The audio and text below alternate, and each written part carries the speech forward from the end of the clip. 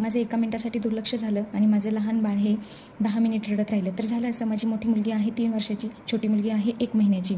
तर ती लहान मुलगी अचानक रडायला लागली म्हणून मी तिच्या जवळ आले आणि तिला मी माझ्या जवळ घेतल्यानंतर मला तिच्याजवळून झेंडूबामचा वास आला. म्हणून मी तिला चेक केलं की नक्की वास कुठून येतोय. मग चेक केल्यानंतर माझ्या लक्षात आलं की तिच्या डोळ्याच्या वरच्या साईडला इथून वास येत होता. म्हणजे इथे मला झेंडूबाम लावलेलं दिसलं. मग माझ्या लक्षात आलं की माझी मोठी मुलगी तिच्या जवळ गेलेली होती. मग मी नंतर लगेच एक कपडा घेतला, त्या कपड्याने तो पुसून काढल्यानंतर तोच कपडा ओल्या कपड्याने पण हळूहळू पुसून काढल्यानंतर 10-1 मिनिटानंतर तिला हवा फुकून बरं वाटायला लागलं, बऱ्यापैकी बरं वाटायला लागलं. मी हे पण चेक केलं की डोळ्यात वगैरे गेलेलं आहे किंवा काय, पण असं काहीही झालेलं नव्हतं. पण तेवढीच 10 मिनिट ही माझ्यासाठी एवढी डिफिकल्ट गेली की खूपच. तेवढ्या 10 मिनिटामध्ये खूप त्रास झाला, म्हणजे खूपच हे वाटत होतं. त्यामुळे माझं एवढंच सांगणं आहे की आपली घरातली कामं ही रोजच असणार आहेत.